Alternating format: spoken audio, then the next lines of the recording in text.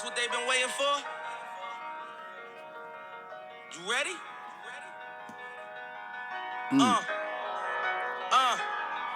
I used to pray for times like this, to rhyme like this, so I had to grind like that, to shine like this. In a matter of time I spent on some locked up shit in the back of the paddy wagon, cuffs locked on wrist. See my dreams unfold, nightmares come true. It was time to marry the game, and I said, yeah, I do. If you want it, you gotta see it with a clear eye view. Got shorty, she trying to bless me like I said I do. Come on. Like a nigga sneeze, nigga what you listening to? Squeeze, I'm getting crazy. Meek Mill. Never let them hoes get in between of what we started. From his album Dreams and Nightmares. I want to thank you for checking out another podcast of We Ain't Scared Talk, where we ain't scared. My name is A1, and thank you to everybody that checks out this podcast, supports it. I appreciate you. I chose this track based on today's topic. Meek has been through a lot with this criminal justice system. Arrested at 19 and on parole for 10, almost 11 years. You're talking about going through your entire 20s in the criminal justice system as a black man.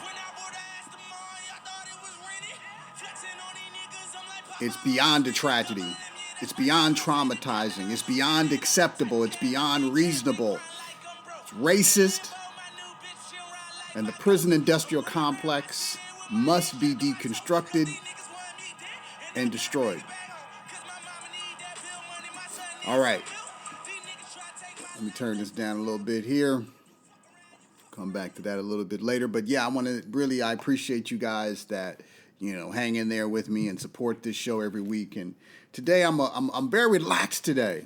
I'm very, very relaxed. I'm sort of going through my notes, and I think, I got up early and, got my coffee, and, my We Ain't Scared mug is feeling good in my hand. And I just really feel good. This podcast is, the topic, I should say, is something that I know a lot of people are going to, and it's because I haven't thought about it. They may not necessarily immediately agree, but after I get through some of the facts, I can't really see how you could not agree and get behind it. But first, let me say thank you again to everybody that subscribes. If you haven't subscribed, hit that subscribe button. It's real easy. It's right there in front of you. Subscribe. Okay? Don't be scared. Don't be scared. Thank you to everyone that's bought their We Ain't Scared mug. I appreciate that. And we're going to go ahead and jump in. And so today is going to be a little bit different in terms of structure because I have a bit more pre-commentary before I actually get into the actual data. But it's important to help establish the final thoughts. So thank you in advance for your patience as we work through this, and we're going to jump in. All right, so today's topic is mass incarceration worse than mass shootings? So is mass incarceration worse than mass shootings? And let me say this. I had this all prepared, and I saw something on Amazon Prime about free Meek Mill, and we all, again, are probably familiar with his situation in and out of jail on some bogus charges, and some of the numbers of people in prison in the U.S. Just real briefly, you got 2.2 million people in prison in the United States, the biggest number in the world. But on top of that, relative to that, you have 4.5 million people on probation. And that's where a lot of the additional trauma and issues develop. All right. So let's go ahead and jump in. And number one, it's obvious that the world at large views black people as disposable objects. okay? And it has done so since slavery. There's a national perception that has become, in a sense, numb to the pain of black people.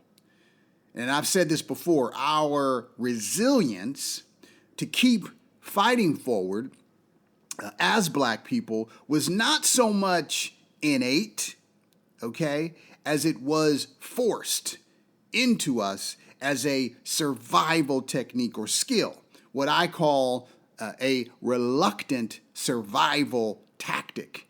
And that was because of the brutality of slavery. Now, number two, black people are viewed as only useful in a few national public areas.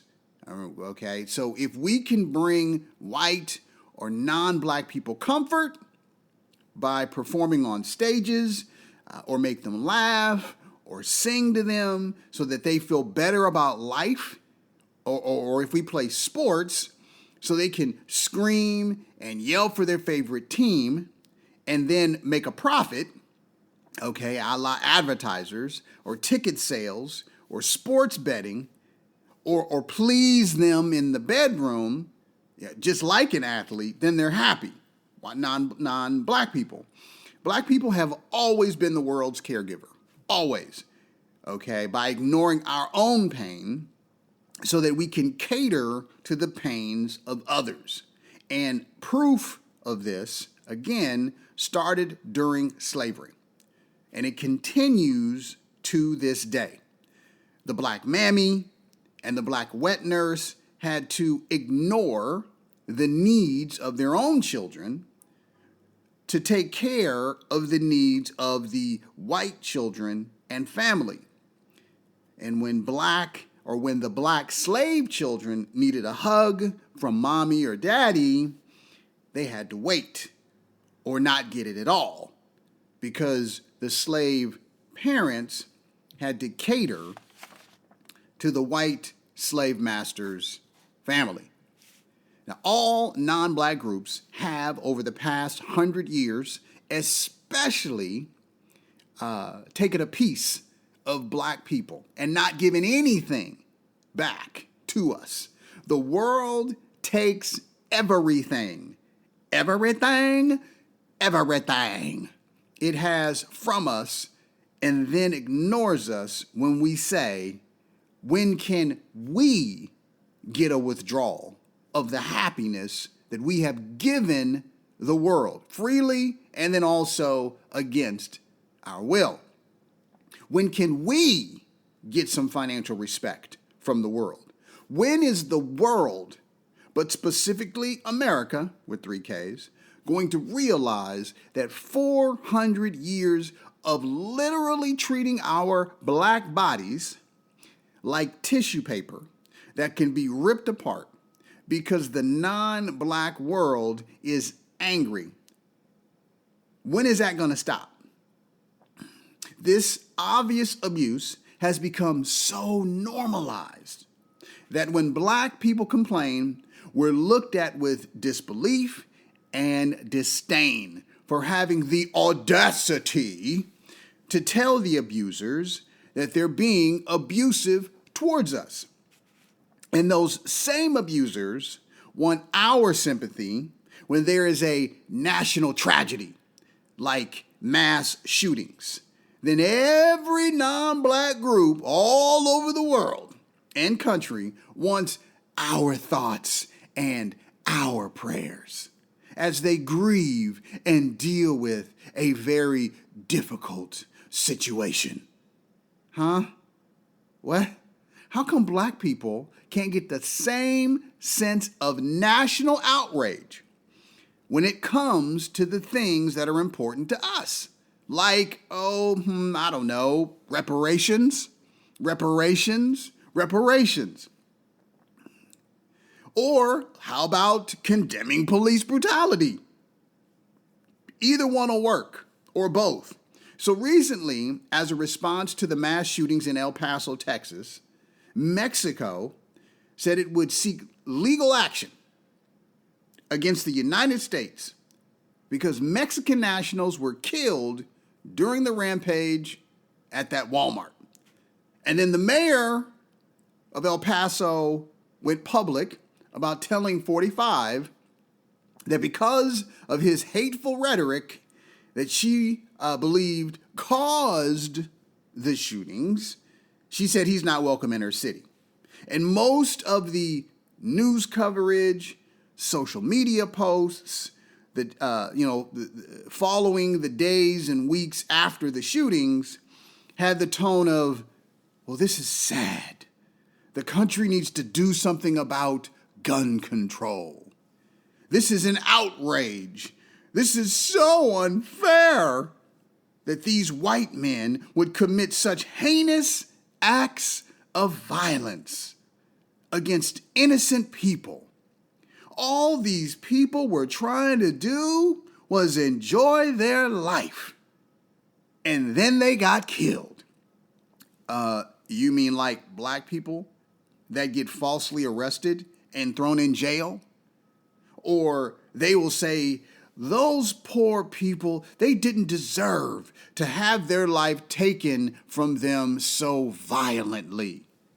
Oh, so you mean like the black men being thrown in jail for 20, 30, 40, and 50 years on made-up charges by prosecutors, a la Central Park 5. So, mass incarceration is every bit as violent as mass shootings. And I would dare say more so. And that's because those black men and women have their lives stolen, lost, and traumatized repeatedly, daily, for weeks and months and years. And exactly like the families of the mass shooting victims have to plan those funerals, black families that lose their falsely convicted loved ones to prison based on mass incarceration have to plan funerals too. So again, let me say, this is a problem that is bigger. Mass incarceration is worse than mass shootings. So I'm going to state some other facts. But first, let me say this. Black trauma is the most ignored trauma in the world. And then when non-black people are suffering, they want those same black people that they have ignored and not recognized our pain to all of a sudden stand and pray or send condolences. That mentality is just adding more abuse on top of the abuse that is already there. So basically, you know where to find us when you need our comfort and support. But when we need your comfort and support, you're nowhere to be found. Fuck out of here. Black men and women in June of 2019 spoke before Congress about the need to pay black people reparations. And I never heard one word from the mayor of El Paso about supporting us then. I never heard the country of Mexico threaten to take legal action against the U.S. because of human rights violations of black people. Okay, if it did not pay reparations. And before you say, but A1, black people ain't from Mexico. Actually, black people are from Mexico. They're called Afro-Mexicans. Do you know how powerful it would have been if just one non-American global president or leader wrote a letter to Congress about the need to give black people reparations? Or what if just one global leader asked to speak before Congress about the need to pay black people reparations? That impact would be huge. But they do the opposite. And when tragedy strikes their community, when the chickens come home to roost on their community's front door, that non-black community, then we hear these local and national leaders say, we all need to come together as one so we can stamp out hate and violence that is perpetuated against our fellow citizens. What? Come on, man. Come on, man. But when black people say the same thing, what? We get no support in return from any of these same non-black groups. And again, miss me with that. Fuck out of here. I've even had people say to me, and this is true, they said this to me, you cannot diminish one tragedy to bring more attention to another one. And their justification was because your message of awareness will be lost. Okay, so here's my response to that. Can anybody tell me if the current approach to fighting racism by being nice and inclusive and loving has changed anything? And if you can't, then how can you tell me that my approach will not help if the exact opposite approach has done nothing to change it? It's really a smoke and mirror or smoke screen to help guard that non-black person's emotions about them not doing anything to truly help or to speak out and stand up against hate. Black people shouting out about our pain is always met with one of a few things. Either hold on now, or wait a minute, or I hear you, but nah, fuck that. I am not going to be quiet. I will not be silent while I'm being oppressed and persecuted. I will not wait. You are going to hear my words and my voice, whether you like it or not. Because my conclusion is you weren't going to do a damn thing anyway to help me. So, STFU. All right, I appreciate you giving me that time to get into the commentary, the pre-commentary. So now we're going to get into some facts, okay, about mass incarceration versus mass shootings. All right, so black people make up 13.2% of this country.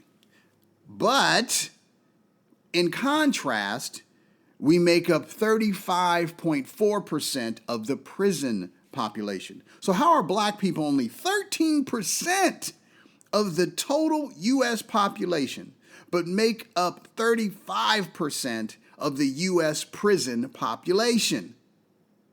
One word: racism. Now, there's an article that attempts to come across like mass incarceration is getting better for black people, but I hate the way it's worded, but I'm going to read it to you. Bad news about race and criminal justice is all around us relative to white people, okay? Black people receive longer sentences for the same crimes. I know we know this. Black people are treated more disrespectfully by police in routine interactions. Black people are more likely to be shot by police during confrontations. And of course, black people are overrepresented in the nation's incarcerated population. So pervasive and long-standing are these problems, especially mass incarceration, that they dominate the broader narrative about law enforcement and race in the United States. Yet even on this bleak front, and this is how they word this, there not only can be good news, there is good news. All right, and this is, anyway, let me just read it. The imprisonment rate for African Americans is falling, has been falling since 2001, and now stands at its lowest level in more than a quarter century. There's no applause. There's no applause. It should never have been that high in the first place. Okay? It should never have been that high. Now, on the other hand, approximately $80 billion is still spent each year on correctional facilities alone. And this is according to the Prison Policy Initiative report.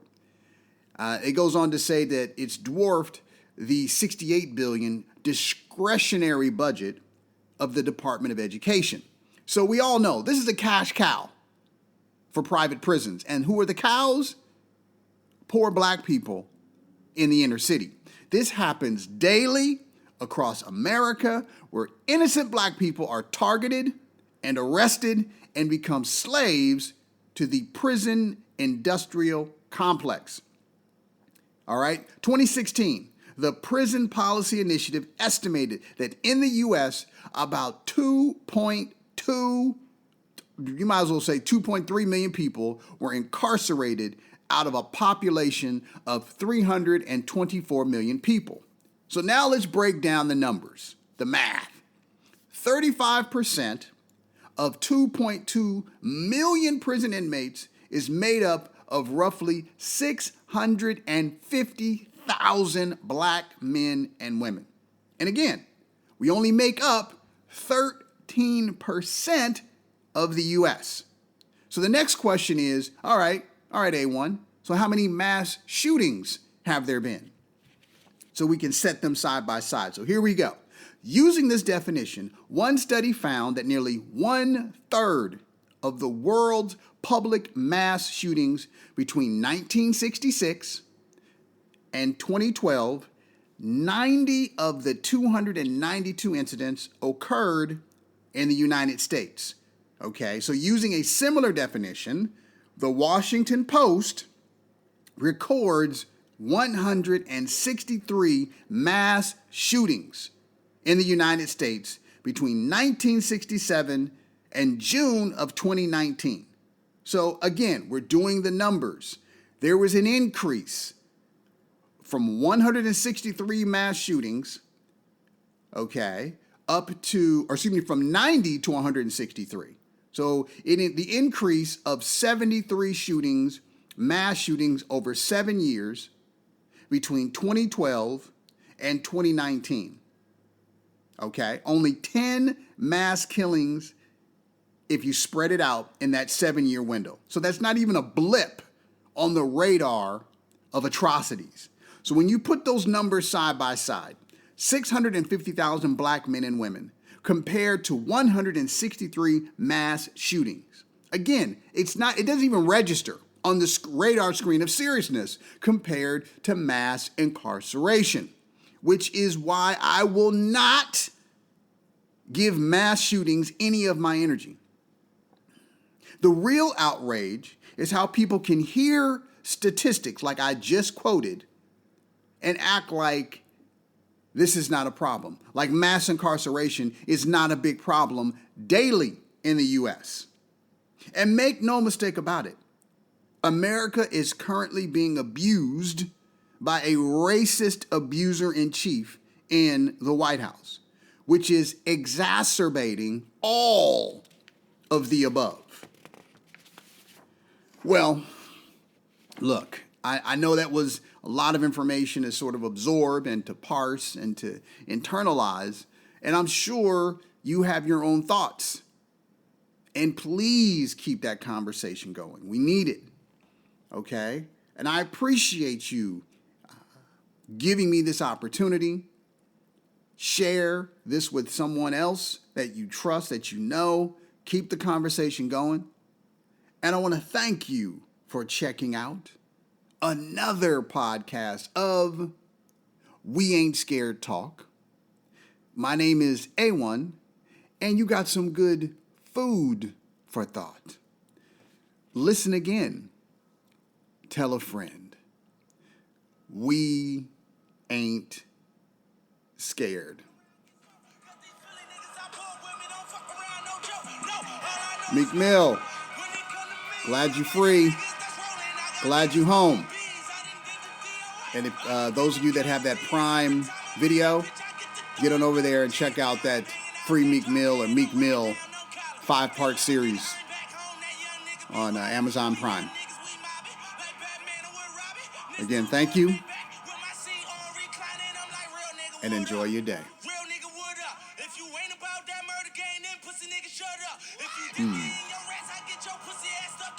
We ain't scared.